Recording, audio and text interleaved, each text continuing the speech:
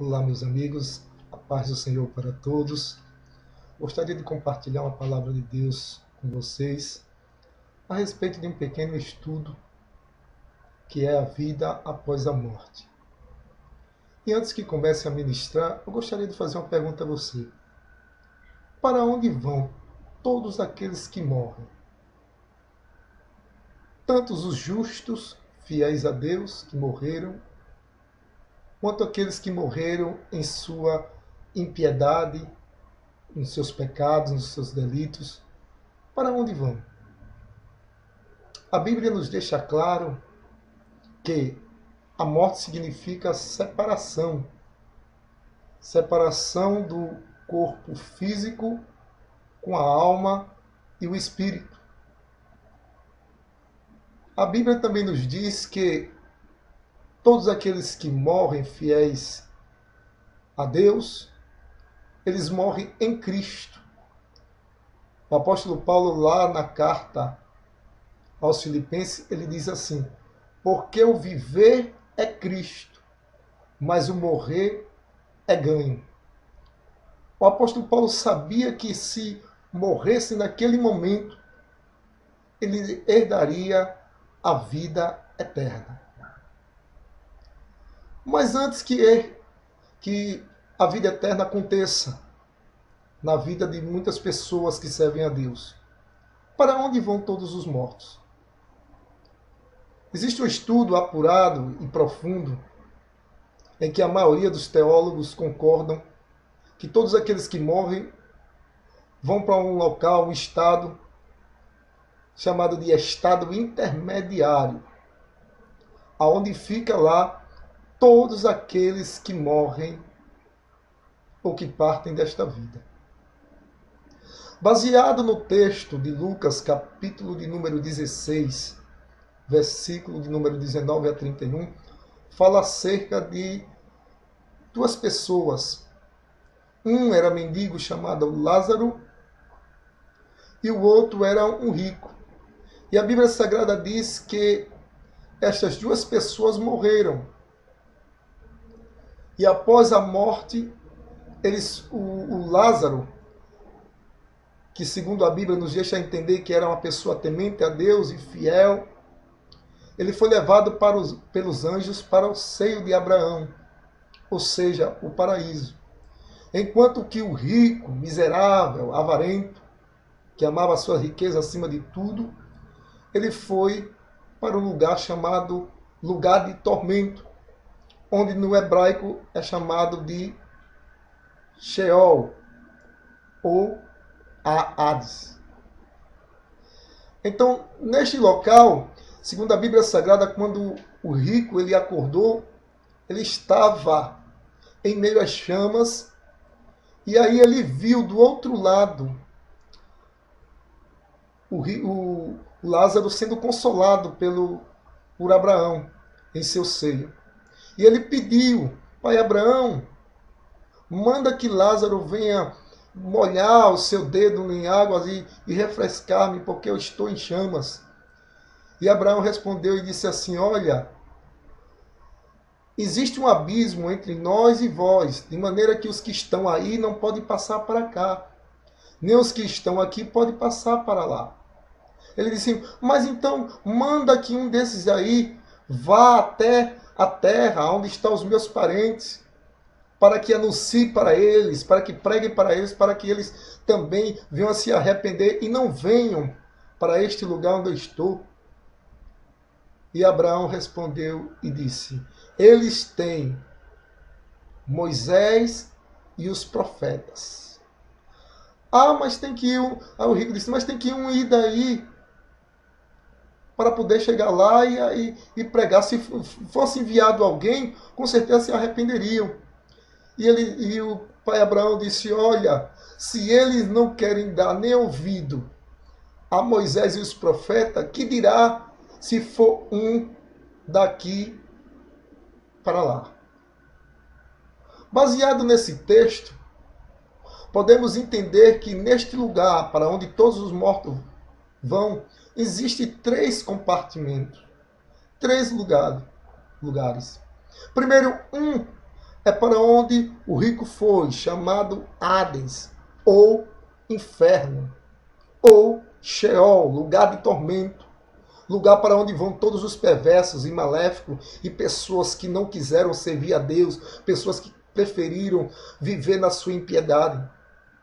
Enquanto que o outro local, chamado de paraíso, ou chamado também de seio de Abraão, é o lugar onde vão todos aqueles que morrem em Cristo, que morrem fiéis, que tiveram suas vidas dedicadas como servos fiéis a Deus.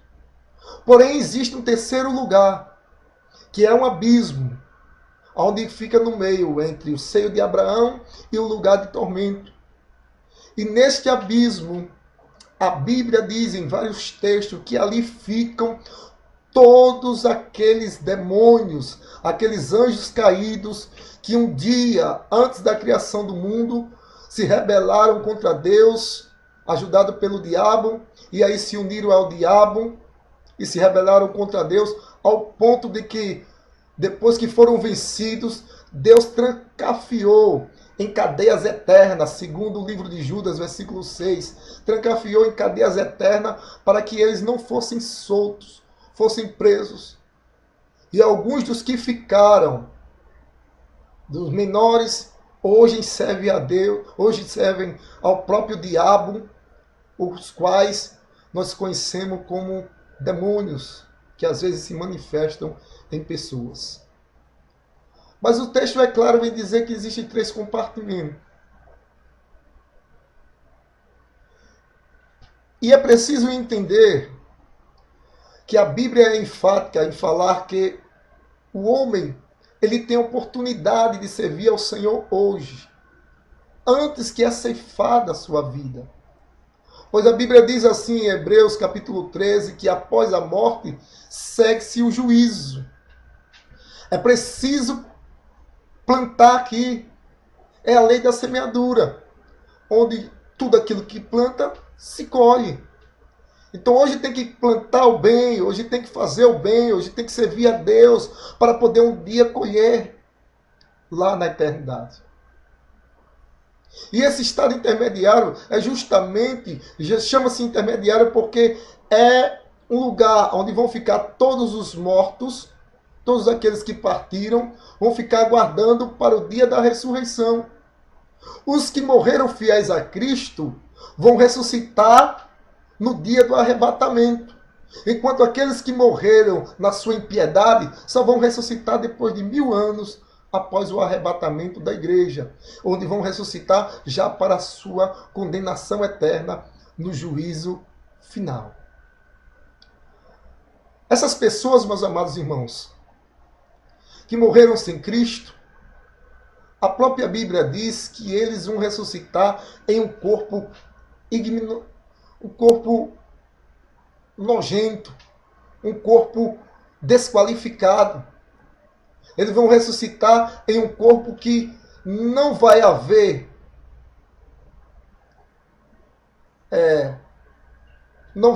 uma forma de terem salvação, mas eles vão viver uma vida eterna em tormento. Tanto o seu corpo, sua alma, quanto o seu espírito, depois do julgamento, serão lançados no lago de fogo, onde a própria Bíblia diz que passarão a vida eterna em grande tormento. A vida eterna em grande sofrimento. O corpo deles será um corpo tão nojento, mas um corpo preparado para a destruição, que a Bíblia diz assim, que aonde o bicho não morre, serão chamados de bichos, segundo a Bíblia. Enquanto que os justos, os fiéis, ressuscitarão em corpo glorificado, em um corpo preparado semelhante ao de Cristo, como diz a Bíblia, no capítulo 15 de 1 Coríntios.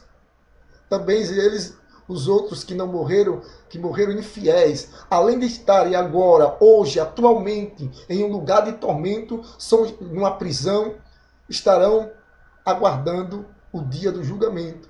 Vão ser ressuscitados para serem julgados e condenados, pois os seus nomes não estarão no livro da vida, porque morreram em seus pecados. em seus delitos, fazendo aquilo que não agradava ao Senhor. E o abismo? Que lugar é esse? O abismo é um local, como já falei outrora, em que estão presos os piores demônios, os anjos caídos, os anjos rebeldes em cadeias eternas. E a Bíblia diz que haverá um tempo em que eles serão soltos. E que época é essa que eles serão soltos? Por um determinado tempo. Serão soltos durante a grande tribulação. Em Apocalipse capítulo 9, a Bíblia diz que foi aberto o abismo. E de lá saíram seres grotescos, como semelhantes a gafanhoto, porque na visão do apóstolo João, ele quis identificar um pequeno inseto que ele conhecia e se fez semelhante à imagem grotesca, à imagem horrível que ele viu. E disse que aqueles demônios, aqueles seres, eles tinham em sua cauda ferrões como os de escorpiões, os quais atormentarão os homens por 5 meses. E serão os tormentos tão terríveis que a Bíblia diz que os homens que não amavam a Deus, os homens que serviam ao diabo e ao anticristo, esses mesmos homens serão atormentados por 5 meses, num tormento de tal maneira que eles desejarão a morte, procurarão a morte, e a morte fugirá deles por 5 meses. Esses mesmos demônios, eles estão trancafiados.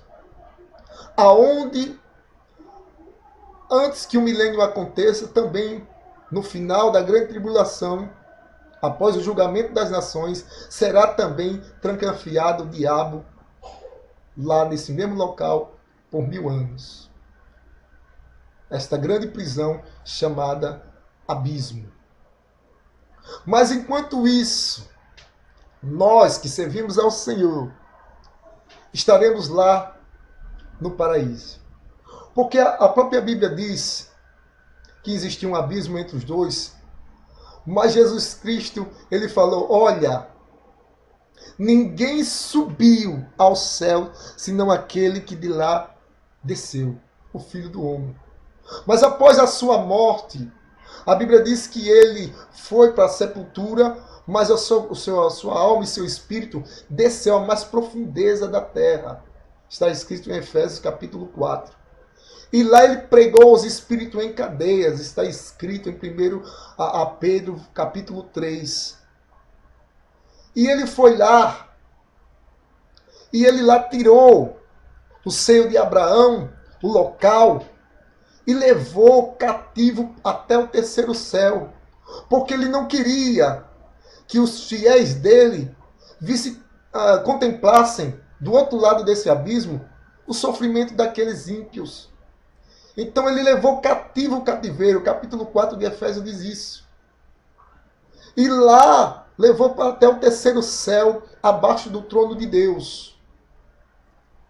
E numa grande visão, o apóstolo Paulo, no capítulo 12 de 2 Coríntios, ele diz: conheço um homem, disse o apóstolo Paulo, se no corpo não sei, se fora do corpo não sei, Deus o sabe, ele foi arrebatado até o paraíso. E depois diz, ele foi arrebatado até o 3º céu. E ele viu lá palavras inefáveis, ou seja, que não é lícito falar aos homens ainda neste tempo.